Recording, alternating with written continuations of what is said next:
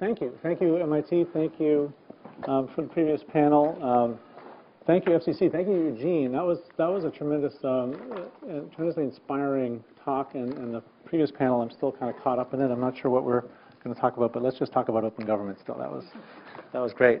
But it was great in Eugene's talk to hear public media kind of called out in this way. Both, we're sort of used to in our travelings within the public media world to either be beating up on ourselves or patting our own back, and to hear it called out in a way that actually sets up a promise and a purpose within the context of the broadband plan, and to point the way to this discussion, which is going to try to talk about some of the challenges of this transition that we as an industry are in, and not dissimilar to some other media moments that are happening.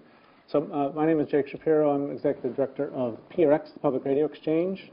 In many ways, we're one of these born digital new public media enterprises.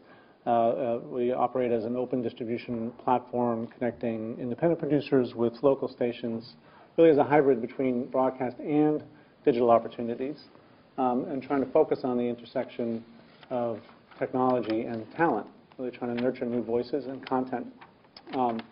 And there's been a long-term interest in this topic of the transition of public broadcasting and public media into the participatory culture.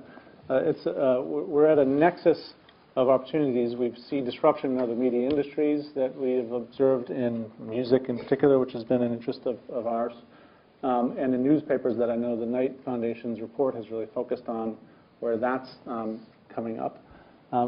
To Eugene's point about mediated versus unmediated, I think one of the themes I'm hoping will emerge from this conversation is if you take seriously the role of being a mediator still in this age, how are we addressing that through the public media system? A word about, when we're describing public media, there's definitional issues that are bound to come up.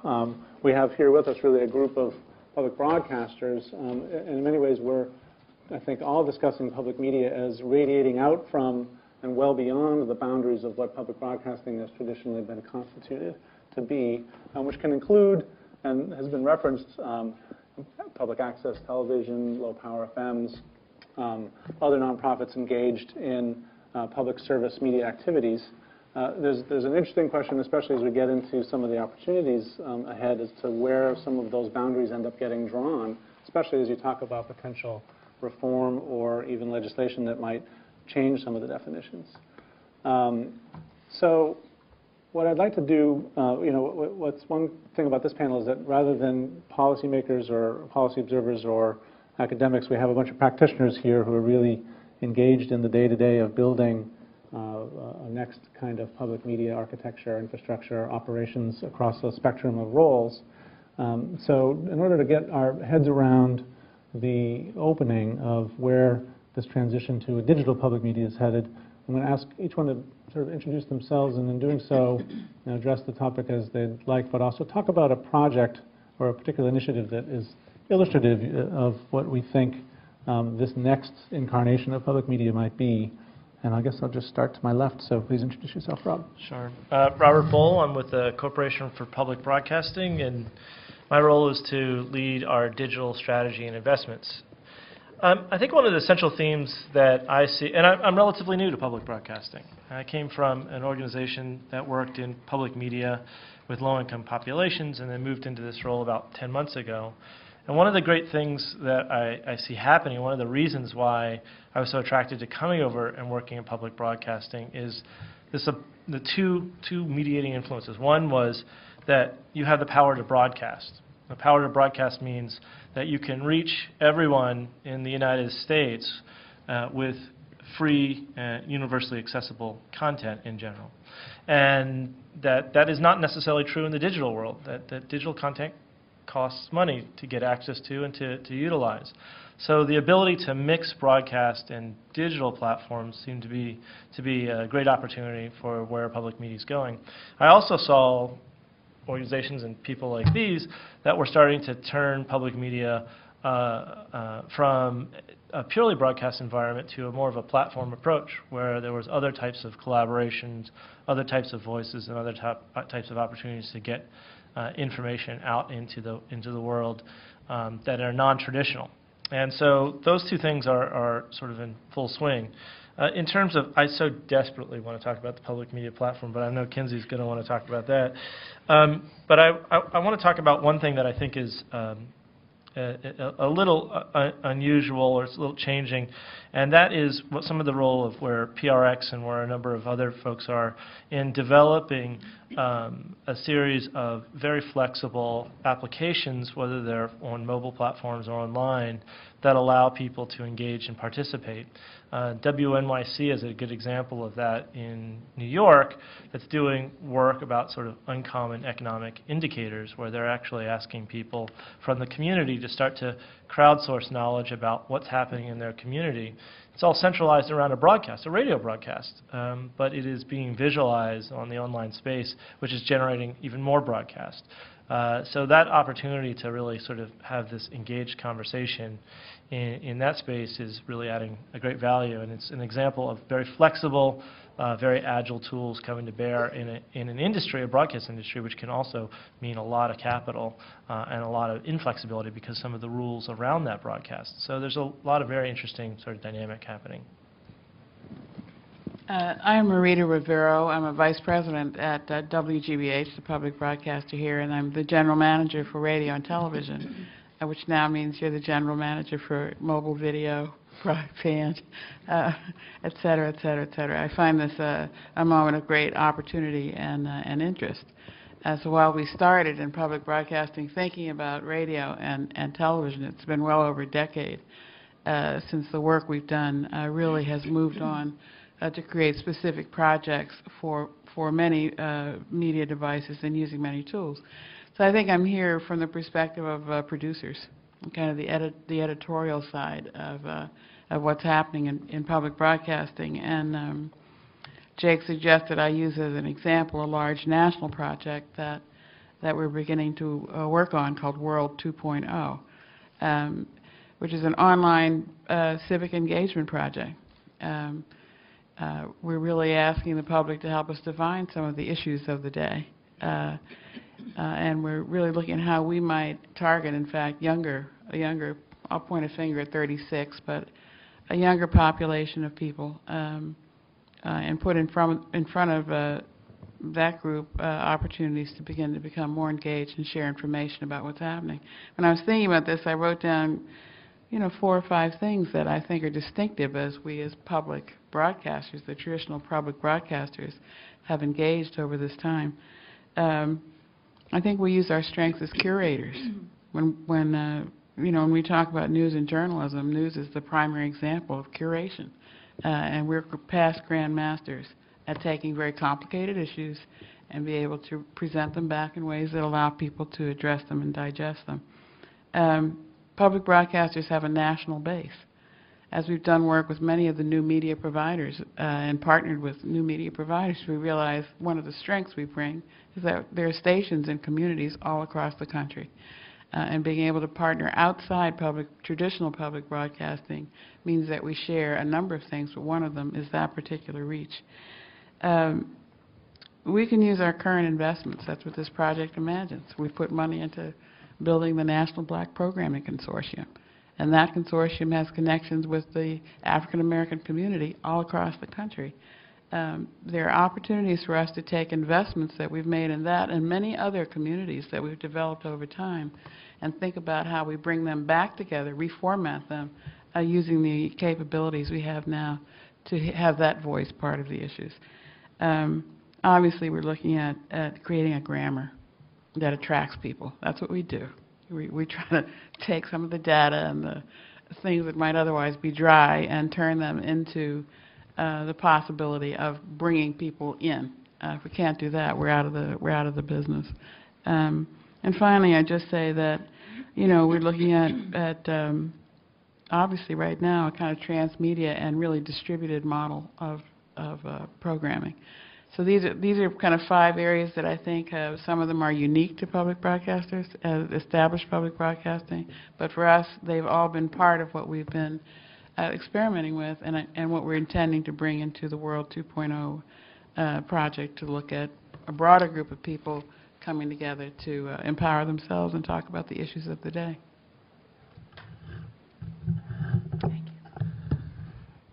I'm Sue Shart.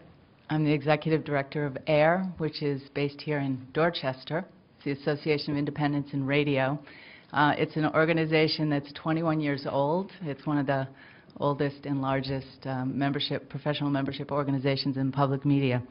And what we have, just briefly in terms of the organization, it's a very broad group spanning ages from about 18 to 70 years old. We have practitioners who have been in the business for 35-plus years who helped lay down the pipelines from the earliest days of the industry to the youngest and most emerging group of media practitioners. And hopefully we can talk more about that a little bit later. We had a project this last year, Makers Quest 2.0, funded by the Corporation for Public Broadcasting, that was a tremendous demonstration project. CPB came to us and asked us to help figure out how producers, how individual inspired producers could help lead the industry through the transition from public radio to public media. And what we saw emerge was really some just tremendous fodder and tremendous information and models for us. Briefly, I would invite you to look. There's a brief video at mq2.org, which will give you more of a scope on the projects. But briefly, what the principle behind the project is that the change is happening from the bottom up. It's individuals who are leading the change. It's the craftspeople who are leading, who are on the front edge of what's happening. And so what we did was we basically turned to them and, these nimble, not risk-averse, very crafty people who figure stuff out for a living, and said to them, how can we blend traditional platforms, the power of the converged audience that we have in public radio, which is tremendous, with this new circulation system, these new digital tools and pathways. We gave them 5 months. We gave them $40,000 each. And they came, I won't go into detail here, but what we saw come out of this were they invented new formats. Participatory documentary they went into the communities. We partnered them each with incubators. So they were incubated, sort of seeded, 4 of them at NPR, 1 of them at KPCC in Los Angeles, 1 at KUOW in Seattle, WNYC. And so they had this relationship, but retained their independence and their freedom to invent. That's a project that I would say demonstrates the new face of the public media journalists, where we still see these gifted individuals, again, of varying degrees of experience, too. Some were very inexperienced, and some were much more experienced. But basically, in the role still, as Jake is mentioning, as a mediator, still the person who is gifted at identifying good stories and good storytellers, and then figuring out how to get that story out.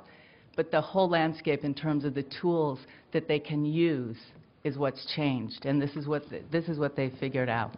They don't have to go out with the microphone themselves and ask somebody a question and gather half an hour of tape and go back and cut it up into 4 minutes and, put it out on the radio station. It's a whole different participatory model. These are participatory models that they invented that are tremendously exciting.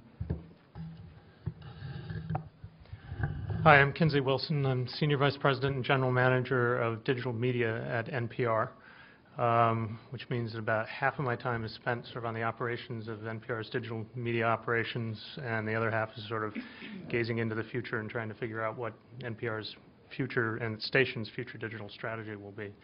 I've been in journalism for 30 years, been in digital media for about 15, and like Rob, I'm relatively new to public media, having been there about 15 months. A couple of the speakers made reference to the enormous technological disruption that's going on. And for us, from where we sit, it's created both an imperative and an opportunity. The imperative Eugene referred to in terms of public broadcasting having to move from sort of its 20th century analog broadcasting model to its 21st century digital future and make sure that it can make that transition. The opportunity is one that I think has become much more evident just in the last couple of years as both the technological transformation has accelerated and the challenges to the business model around journalism have become accentuated. And we see an opportunity that one of our board members at a meeting the other day summed up as saying that we need stronger, more vibrant news organizations in more places. I would add to that reach larger and more diverse audiences across all platforms.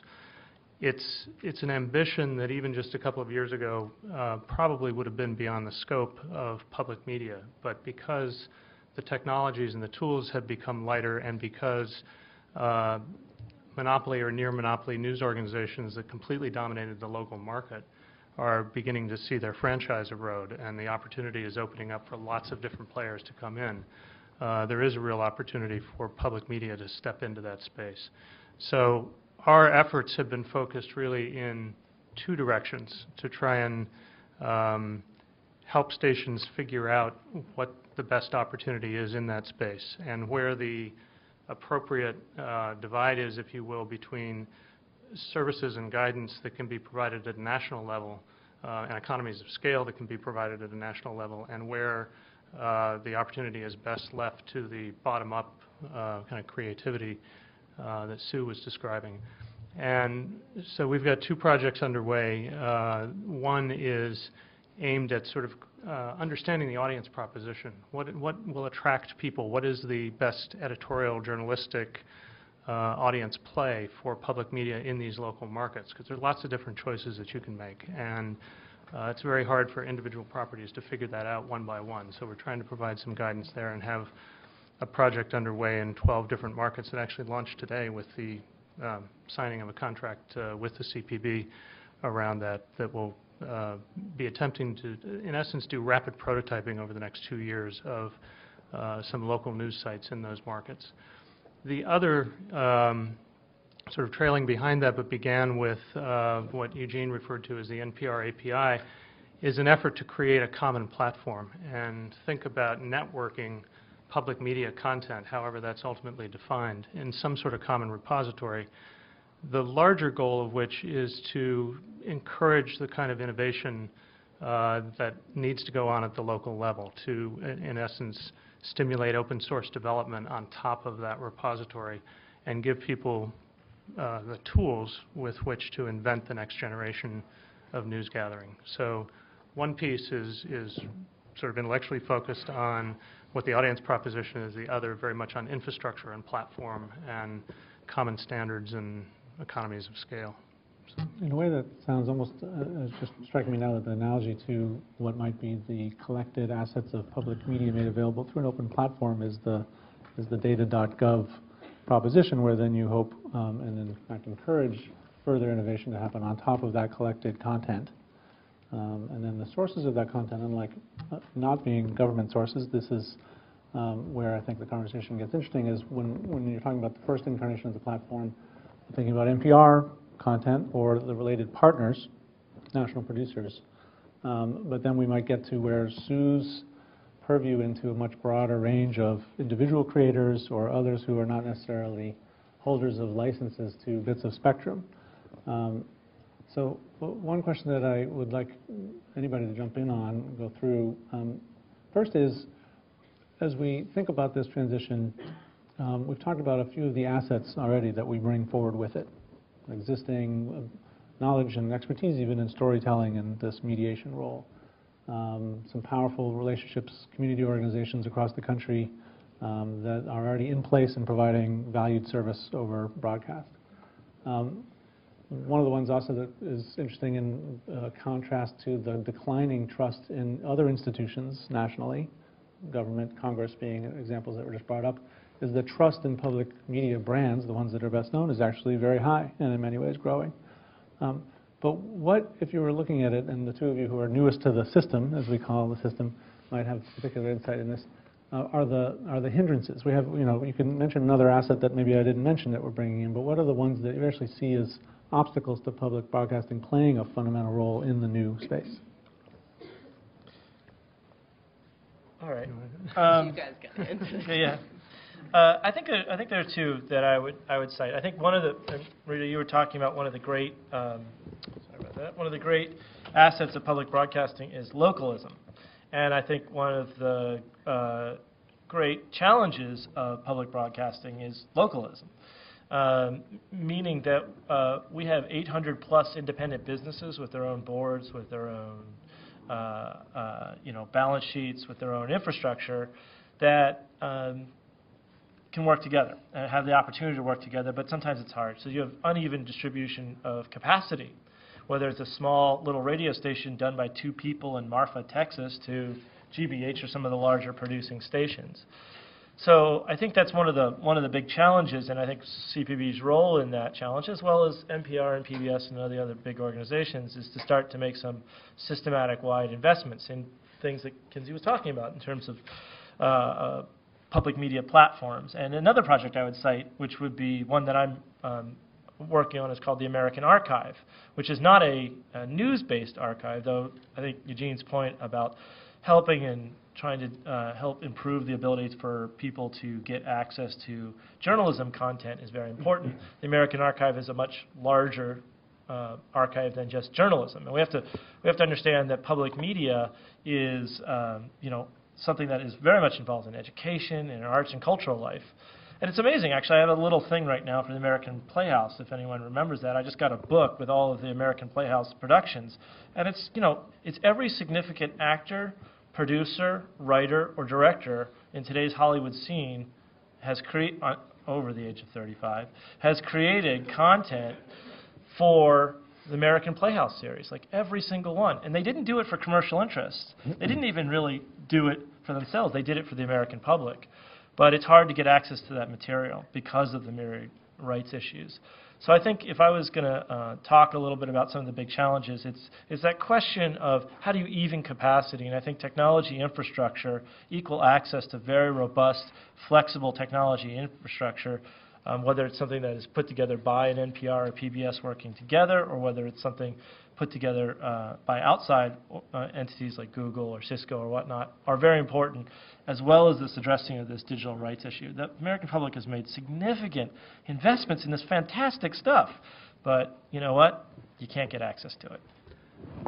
Just on the obstacle side, I guess, to build on what Rob was saying, as I look at sort of this transformation over the last 15 years, over and over again, you see that the organizations that have the greatest difficulty are those whose legacy structure, governance, whatever, profoundly inhibits their ability to sort of make this transition, to take the risks, to make the investments that they need to, because their loyalties are divided, or structurally they're simply not set up and organized to do this. And clearly that's one of the challenges that public media faces.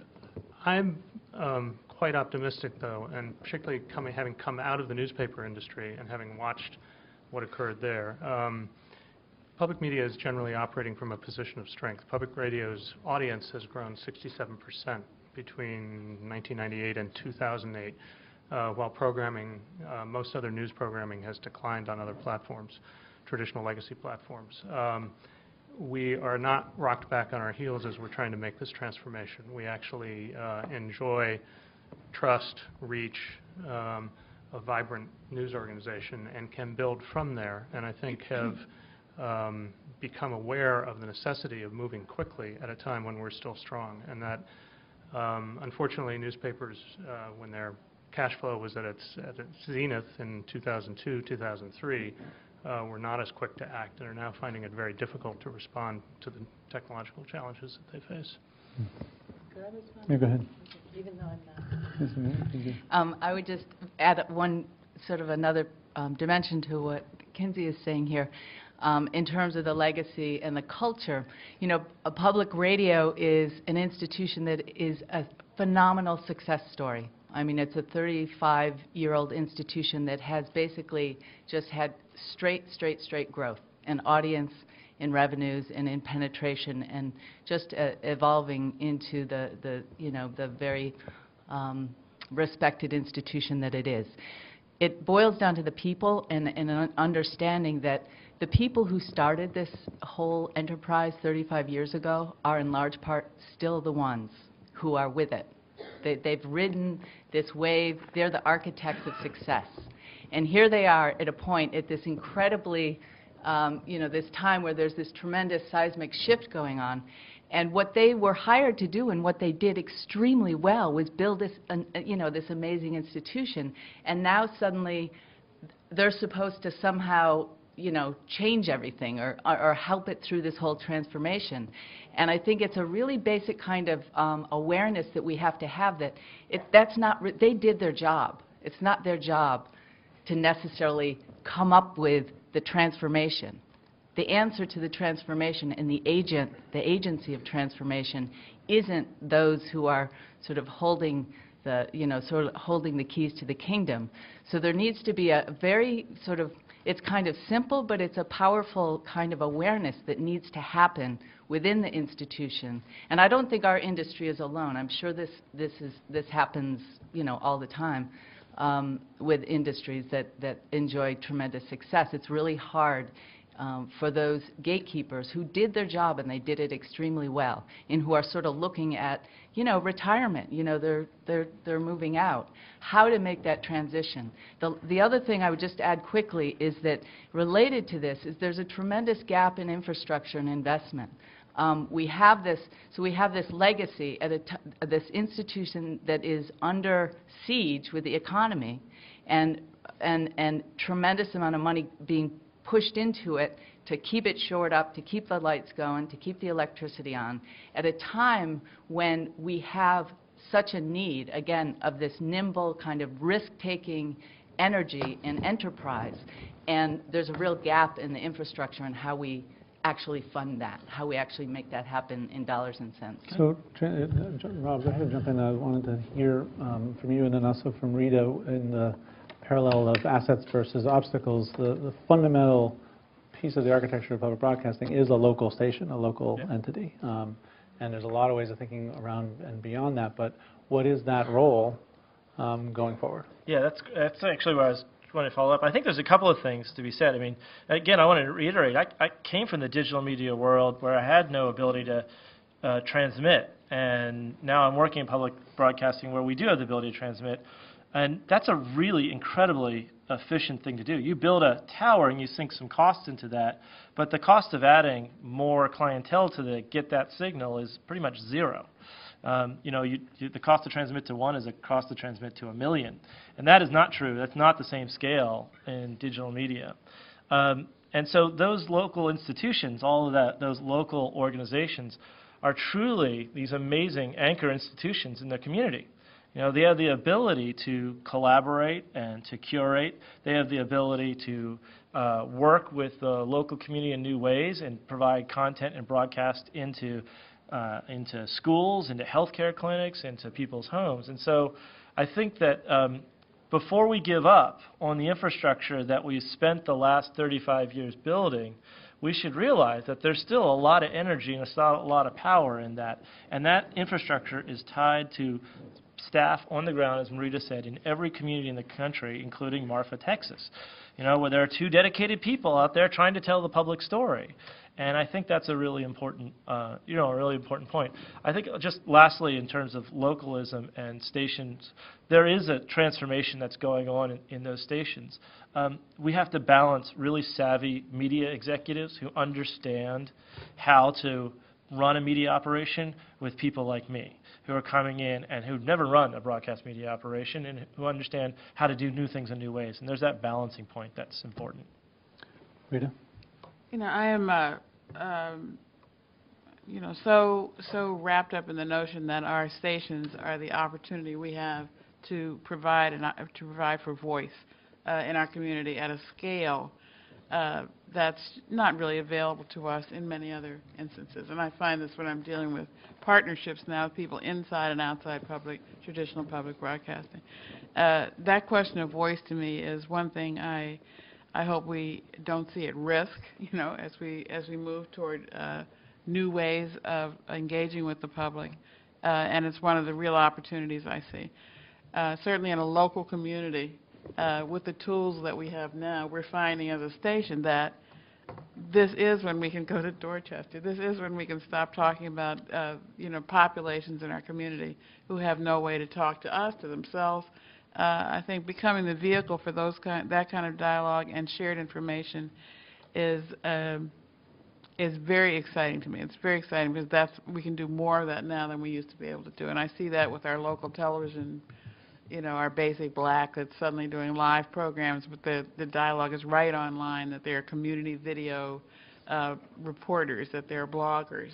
We look at some of what we call the lab open calls, which we're doing locally, and then nationally, which are calls for people to upload video, to really participate in the dialogue that's being addressed through the other platforms. So I would say that the ability for those local stations to continue to partner with organizations outside of themselves is critical. So I want to move from the broadcast portion of the event to the participatory portion of the event. So if you have questions, again, please go to the microphones on the side. And also, if you're watching the stream, I did manage to get online, and if you want to tweet a question in, or one-upping the panel before us, we're going to iterate. So just tweet me, Jake Shapiro, just at Jake Shapiro, and hopefully I'll see it here on the direct message. While we're gathering at the microphones, I wanted to ask this a question about the business model as a strength. So we've often describing limited resources of public broadcasting and the strains between the undercapitalization of the tax-funded dollars and the strains that public television in particular has to do around pledge and underwriting and sponsorship. But in some ways, and Kinsey, you were sort of alluding to this, that diversified business model and certainly the direct reliance and relationship we have with people pledging money to support something that they value could be seen as a strength. Do you see that actually as something that is something that we not only should carry forward but map beyond what we've done so far? I think it not only could be seen as a strength, I'm increasingly come to appreciate just how essential our diversified revenue model is to our independence, to our ability to be able to report without fear or favor, and to being able to weather the kind of technological disruption that we're going through now. Again, having come from commercial media, one of the things that you're seeing happen right now is the extreme dependence on advertising revenue really drives all conversations at a moment like this, where revenues are declining, where they're trying to make adjustments in the business, and we're fortunate in having a relatively even mix between, in the case of NPR, it's about 28% of our revenue comes from corporate sponsorship, a little under 50% comes from licensing, which at the station level comes from listener support. And then licensing meaning state fees the stations pay for the programming. Right. And then the remainder from foundation and gifts, and a very small proportion in our case comes from the federal government. So that may change over time. How that business model translates in the digital era remains to be seen. We've got a lot of ideas about how that can happen, but it is absolutely a source of strength. Let's start with the microphone on the left. Please introduce yourself to me. Eric Wolf from PBS, actually. But this is actually more of a personal question, personal background. Eugene, in his talk, talked about the notion of public media as a source of social cohesion, I think, or societal cohesion. The media today is more and more fragmented, right? The right listens to Fox, the left listens to MSNBC, somebody else listens to CNN. People go into their corners and listen to what they want to hear. Can you all talk about how you see, and Marita, I think you just started to maybe touch on this, how you see public media being having an opportunity to provide societal cohesion as we get into a more and more fragmented world? Yeah, we work hard not to be put in a box. And I think it's essential that we maintain that as we move forward. If there's any box we're trying to get out of, it's the tone of voice box. It's the creative box. It's the grammar box. I don't know what you're talking about. That's a different box from the how we are being viewed. And I think this point about being trusted purveyors of information is core. Because as media proliferates, yes, you've got 5 different, 6 different, 10 different things you're looking for. We need to make sure that public media, public broadcasting remains one of your 5 choices, if that's what you have. And people will I think, respond to that as the cacophony goes on. So our role is to think about how we invite the participation, how we invite the development of shared space with other communities, so that it isn't all just us talking, but really providing the space for those communities to talk to one another. We attract people, but they have no way to talk to one another. And if we agree with the view that intelligence has been passed out evenly among communities, rich, poor, ethnic, transmediate, whatever, national, part of our role is to convene those people who want to bring intelligence to bear on some of the many issues in front of us. And I think that role for us is becoming more possible because of the tools that we have at hand. Nolan Bowie again. I'm a former public interest communications lawyer, longtime advocate for public broadcasting. I support both public broadcasting stations here in Boston. I say that as background. As we all know, not all media are regulated in the same manner by government. Broadcasting is much more deeply and widely regulated than all other media. What makes broadcasting different is the legal fiction of spectrum scarcity, the so-called scarcity rationale. Justice Clarence Thomas, in a concurring decision this summer in August, released in a case titled FCC versus Fox, more or less invited a challenge to the broadcast regulation based on an attack on First Amendment grounds. And First Amendment grounds. in the Citizens United, the court seems to treat the First Amendment as sacrosanct, almost as if it was absolute. The same rationale, if applied to broadcasting, would probably hold this court would hold broadcasting regulation as being unconstitutional. I'd like to ask the panel in general to regard a more consistent way of regulating broadcasting, consistent with First Amendment goals and principles, what they think. Should broadcasting not be regulated as a common carrier?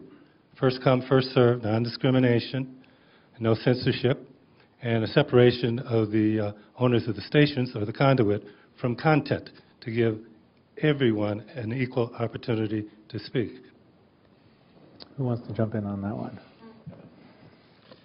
I'd like to phone a friend. This is your chance to phone a friend. So I know you have some friends in the audience, Rob. I can try. It's the least person. I mean, I'm no policy person at all. I mean, just very briefly, from a broadcaster standpoint, we have an 11% penetration into the American public, and we do that, by virtue of what we put out. We reflect who we attract as an audience, and I think it's clear that we have a tremendous opportunity now in this age that we're in to penetrate beyond the 11%, and I think we're all committed to doing that and finding ways to do that using, again, the momentum that we have going right now to reflect a more broadly a democratic, more colorful and diverse America. I think that I don't know if that exactly answers your question, but could we do that? With a 1-watt radio station, you can reach a global audience. Right. So is the question in a way, when the transition starts and public media is serving perhaps equally or even more so through digital channels, that the broadcast that it retains, the spectrum that it retains, should be managed differently than it's currently managed? So that we should actually, one stations perhaps are primarily now serving audiences through digital platforms. Then the existing spectrum that we've operated in a certain programming approach here, suggesting perhaps might be operated differently. You still have First Amendment to contend with. Right. I'm going to switch to the next topic because I don't think anybody here is ready to jump in. Kinsey, you ready? Okay. Hi, I'm Stefan Demessier. I'm the director of Citizens Market. We're a new nonprofit in Boston, and we're interested in connecting consumers with information about corporate behavior, both large companies and small local companies. My question is really for any of the panelists. We've heard a lot of really interesting things today about how communities engage the public sector, but since you have your ear down to the ground with what communities are doing, I wonder if you have any interesting stories about changes in how communities are engaging the private sector. This might be local plants from large companies or also local companies themselves. Have you seen any shifts or interesting things happening in that area? Thanks. You know, actually, Kinsey, I wouldn't mind prompting where NPR, I mean, I think there's a big focus on accountability journalism. Seems to be the next area where a lot of public media stations are thinking about investing even more resources. And I'm wondering, as not necessarily from NPR or from NPR, what you see about that. I mean, I think there's a huge opportunity at sort of the intersection of data and journalism, if you will. And that's one of the focuses of, where we're starting to put some energy into investigative reporting and accountability journalism. I was involved in a project, actually, my former employer at USA Today, where we did very elaborate mapping of the point emissions from manufacturing concerns all over the country, and they have to report to the EPA. But the data that comes out is virtually unintelligible. I mean, you get information about each individual emitter, but you can't draw a picture of what's happening environmentally on the ground. And we worked with the University of Massachusetts to divide the country up into 1-by-1 squares and look at what the actual impact was, and look at prevailing winds, and look at the cumulative total of that, and then mapped it against proximity to schools, because that's where young kids are for extended periods of the day. And it drew a very different picture of, it took government information on the one hand that was publicly available, but for all intents and purposes not actionable in any way, and transformed it into something that provided a series of stories around at an individual moment, but actually lives on today and is a continuing resource for those communities to use, and is a way for them to hold individual corporations accountable. So I think it's just one example of a different brand of stories, if you will, that we can start developing over time. You know, and I would actually add two more very quickly. One is a lot of focus, well, not a lot, but there's increasing focus on hyper-localism in terms of journalism. Mentioned Every Block, that, ostensibly came from public media, and then went out through the Knight Foundation, and then went into the private sector. But there are other examples of hyper-localism where they're trying, in Philadelphia, WHYY, Chris Satullo, who's running this project, is one of the premier civic engagement journalists in the country.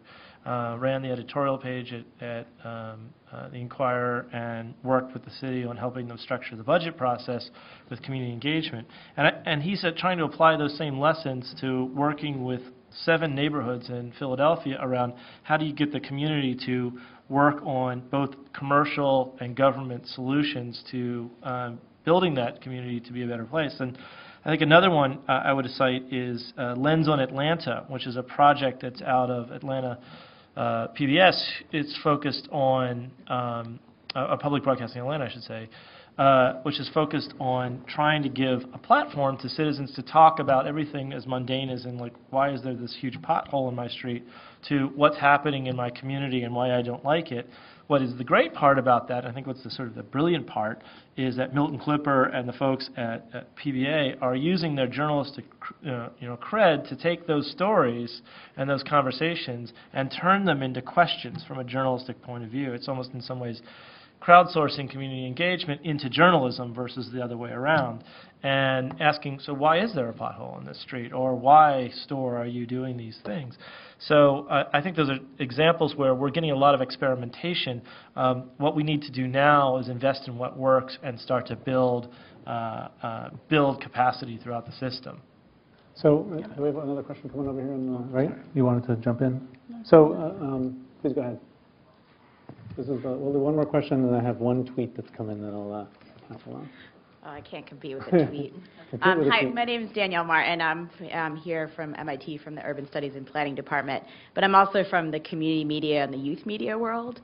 And I know this come up a couple times that there's a difference between a mediated and an unmediated space, but I wonder if folks on the panel had some opinions about, is there a leadership role that public media, as is defined by who's sitting at this panel here, could play in, getting people to use more social media and community media like public access stations and collective enterprises that aren't quite as mediated, to have there be more public interest and more legitimacy to those endeavors?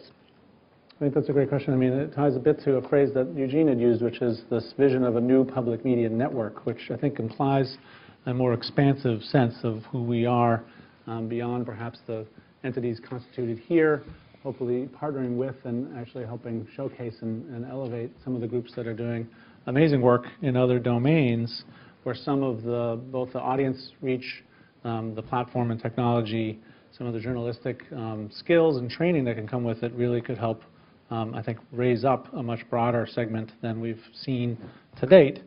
Let me throw it to you guys to talk about where you see that as the opportunity. I mean, what is the vision of the new public media network?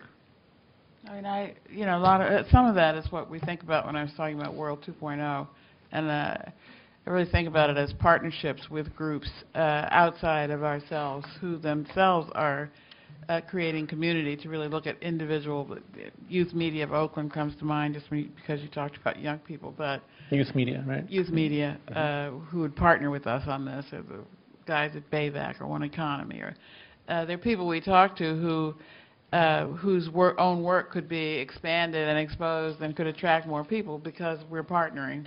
And in that case, they're the authorities, not the public broadcaster. The public broadcaster has the platform and the opportunity to really bring more people to the question.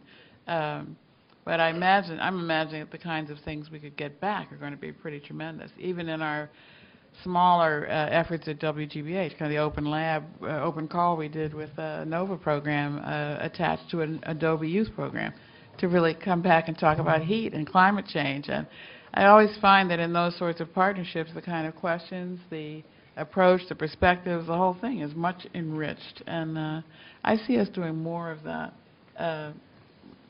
and not less. I think we're moving in that direction. So as a segue for Sue, maybe to jump in that question, the tweet that came in was asking you about how do you recruit new producing talent? Asking me that question? Yeah. Well, over the last 2 years, we've had a 22% increase in growth in the organization. And over the last 9 months or so, we've begun to actually survey these people to say, who are you and why are you coming to us? And I'll answer that question in a second, but just to give you some insight and maybe to respond to that question a bit, is what we're seeing emerge is 67% of the new members coming are under the age of 34. 55%, we're an organization of independents in radio.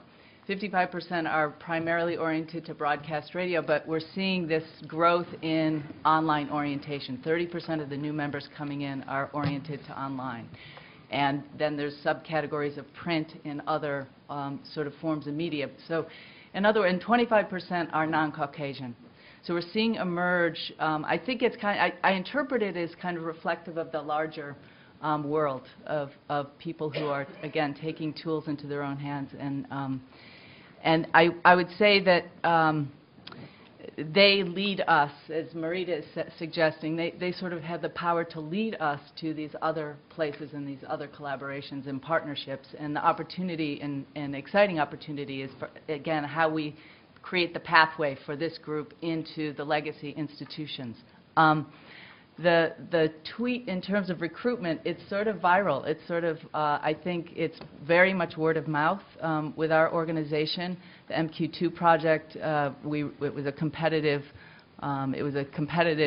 call out to producers to get grant money, so we reached far and wide. It always helps to offer grant money. Yeah. The recruiting technique, if you can offer some funding. Offer money, that's a good recruitment tool. So we're winding down, and I thought I would give a chance for the panelists to offer some closing comments. One of the things that we didn't really get to touch much on, but has been interesting as it's bubbled up elsewhere, is that part of the landscape that's really exploded over the last number of years as we've been observing the media transition are these other platforms. We're talking about building a public media platform, but here we are with YouTube and with Facebook and with Twitter, clearly enabling a huge amount of public participation, of distribution, of a lot of things that, when public broadcasting was created 40 years ago, we felt was actually the a thing that was missing that we needed to address. Those circumstances have changed. Where do you see, as you think through on the positive side of public media's leadership role in this, where we need to be creating that capacity and where we're really hoping to leverage others who are building those platforms?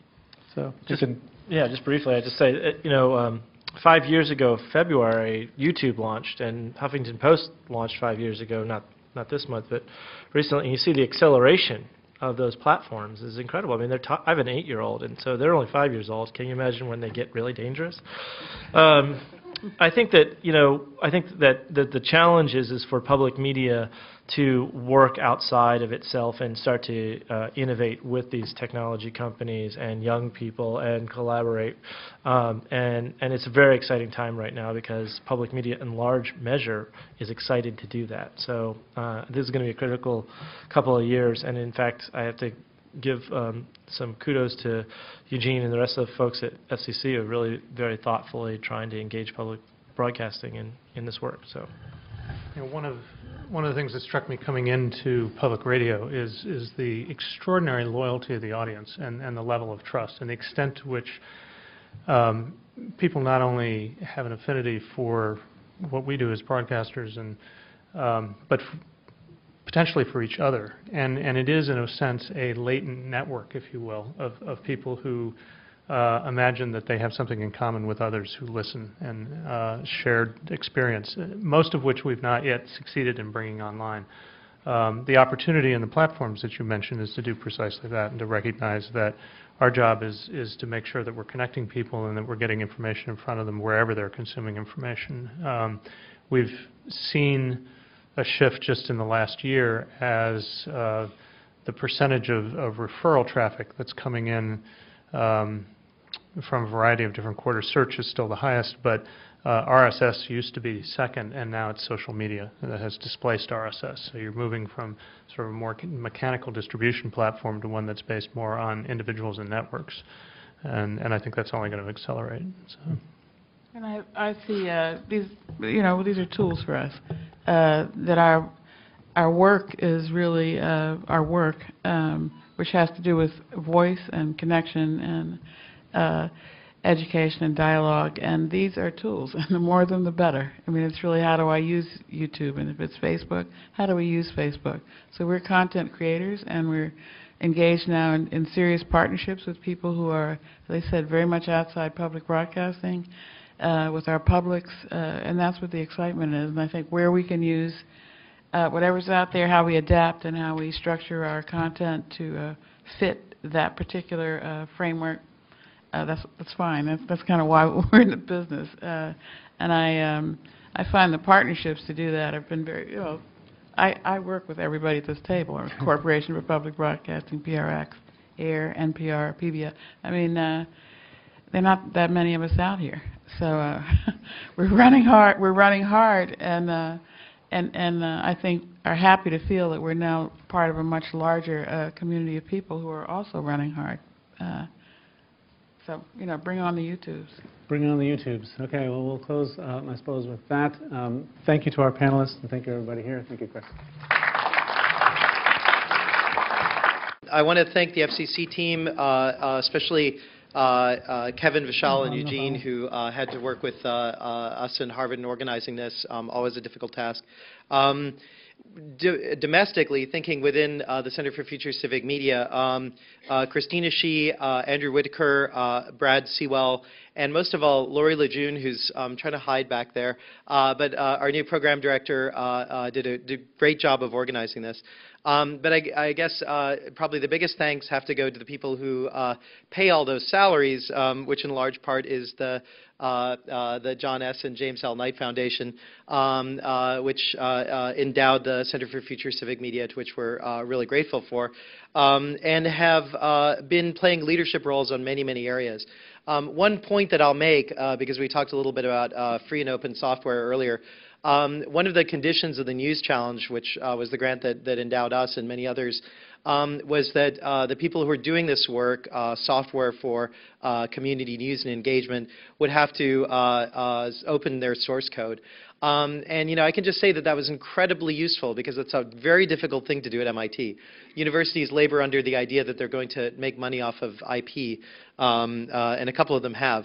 But the regime makes it very difficult for our students in some cases to open source or do their projects in free software ways, which is an incredibly powerful way.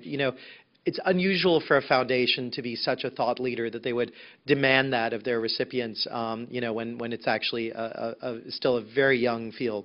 But another area that they've played an important role in is understanding and doing experiments in broadband access. They've had many major projects in the field.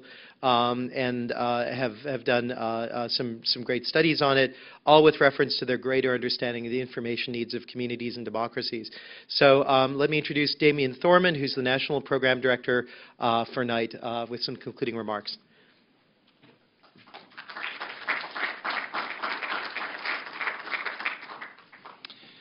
Thank you, Chris. You didn't tell me it was going to be cold here in Boston, so. Let me be quick because I'm the last thing between you and dinner.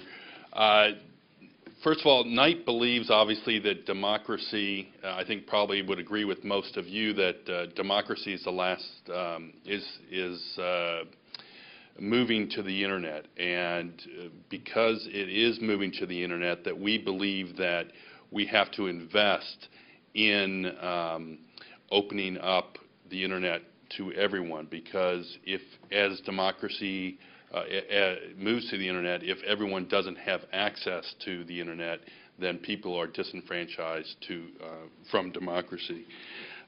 We've decided to make a major investment in universal broadband. Our founders, Jack and Jim Knight, were newspapermen. They were both also community builders.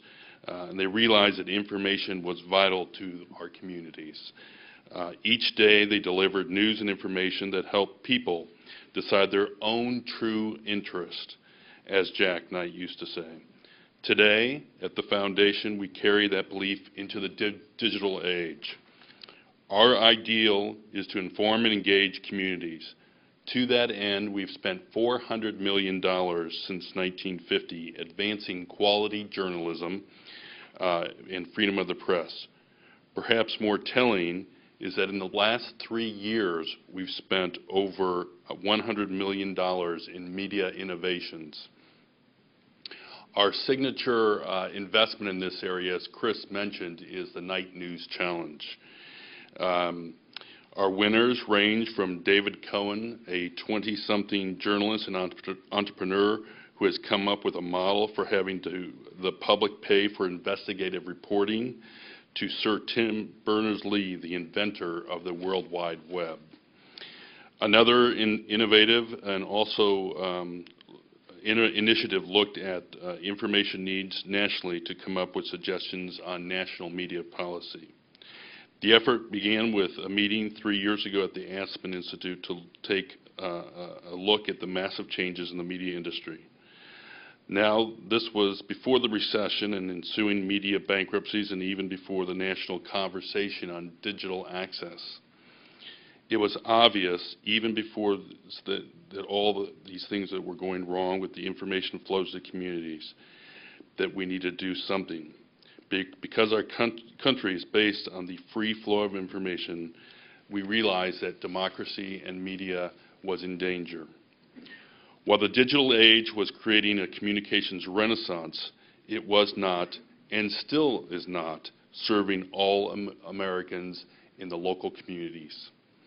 In partnership with the Aspen Institute, we decided to launch the Knight Commission on Information Needs in a Democracy to suggest a way forward.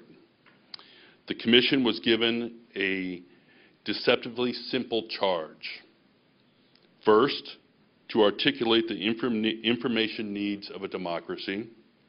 Second, to describe the state of things in the United States. And third, to propose public policies, directions that would help lead us from where we are today to where we ought to be. Rather than focusing on media, the Knight Commission centered on communities and the information people needed, and work backward from there. I think this is important to recognize because often as people see and look to us as the former Knight newspaper chain, people often say or suppose that we are about propping up or supporting newspapers, and it's actually nothing further could be. We are about providing news and information and supporting communities in what they need to engage in what would the Knight brothers, and particularly Jim Knight, talked about, bestirring people to act in their own true self-interest. And so newspapers were a vehicle to do that.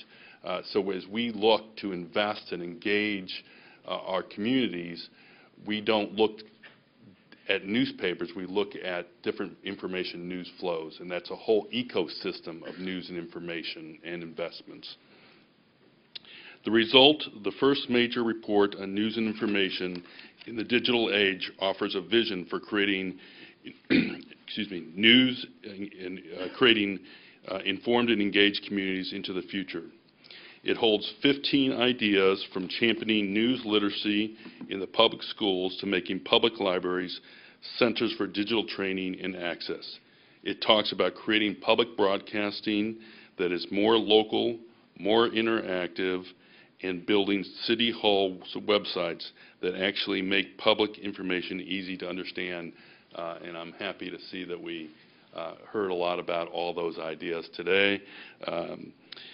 But the key recommendation is that America needs universal and affordable access. So I would just, this is the report. It's if you're interested, you can get this from the Knight Foundation. It's on our website, and you can. It's at knightfoundation.org. It's available digitally, and we'd be happy to get you a hard copy as well. What is the role of government in this? We believe that the government should approach this problem like the Eisenhower administration or the Lincoln administration did in their day. They understood that the need to connect the nation by using the latest technology. In the middle of the Civil War, the Lincoln administration used the transcontinental, they used the railroad to link the East and the West and through commerce and by developing the transcontinental railroad. After World War II, the Eisenhower administration built the interstate highway system connecting the nation by car and truck. Lincoln did not ask if people traveled for pleasure by commerce, and Eisenhower did not care whether you drove a Cadillac or a Ford. They cared that the nation be connected, and that's the lesson we can learn today. Yet, we are also realistic. We know that the United States is a vast country and wide-ranging needs, and there's tremendous gaps in access. We also know that the problem doesn't just stop with access, that we need to improve digital literacy, and that every American can engage and use the internet to improve lives. We're also looking to invest in ideas that engage people in new and dynamic ways through community engagement initiatives, so that people, like many of the projects we heard about in some of the panels, can really connect and engage people more fully in their, we call, community process. And with all due deference, we believe government is an important partner, but we don't think it's the only partner. And so we don't use the word civic, we use community because we believe it's a more inclusive term. We believe that public-private partnerships are critical, and we continue to work very closely with the FCC on a whole range of initiatives, as well as a number of other state and local government partners. And in fact, a week from tomorrow, we are sponsoring, along with the FCC, the National Broadband summit on adoption. We welcome each of you to attend either through webcast or in person. You can go on the NITE website or the FCC website to find out more. The website for the actual summit is DigiSummit, D-I-G-I summit.org, or it is available on the homepage of both the FCC website and the Knight Foundation website. It will, like today, the chairman will be there to, and my boss will be there to talk about some of the recommendations around adoptions. And there were some very good questions earlier about adoption. They'll lay out many of the answers and for the first time at that summit. And we're very excited to be hosting that along with the FCC. I'll just briefly end with a few of the things that the Knight Foundation is doing. We're trying to make investments, and as Chris indicated, we have made a number of important investments. Knight Foundation works primarily in 8 communities, but we have 26 communities that we have traditionally worked with, and we have made investments where we're trying to model and trying to connect communities and provide universal access. We have a very strong partnership in Miami, our home community, where we have funded a broadband coalition, bringing together a number of players from the public schools to library systems to healthcare agencies, coming together to try to figure out how they can create universal access that will provide a number of services for the community and expand services into at-risk communities and libraries. We also are working in Detroit to provide a targeted broadband network for an inner-city community. We are providing universal access in Akron, Ohio, where we hope to actually make a very substantial portion of Akron completely digital, universal access for the whole city. And we have worked in Philadelphia to try to help build the local collaborations there, and we hope to continue that work. We're working, and we will continue to work in all of our communities to try to expand access. Obviously, a very important area. And we're continuing our work on adoption. We've worked with Ray Ramsey and others at One Economy, and we'll continue that work.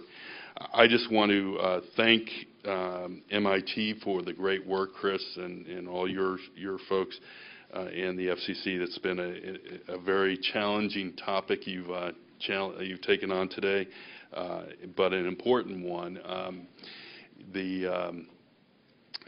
Except for the slight that Eugene made about attorneys, it's been quite an enjoyable afternoon. It really is an important topic. I would be remiss to say, that I think it's important for all of us to remember that this is the beginning of the process, not the end, and that the FCC on March 17th will be laying out the formal proposal to Congress, and that it then starts the process in many ways, and that we have to remember that the public and a lot of folks have to get out, and there's an important role for everybody in this room, everyone listening, to go out and to work in the communities. And then there is only so much that the government can do. And even if the government did everything it could on March 17th, which it won't, but even if it did, this really has to happen in our communities, in our neighborhoods. And so we all have to take our own cues and do our own part. And the Knight Foundation stands ready to try to do our part as a philanthropy to try to invest and to spur innovation as much as we can. And so we thank you for the opportunity to be here today and look forward to working with you in the future. Thank you very much.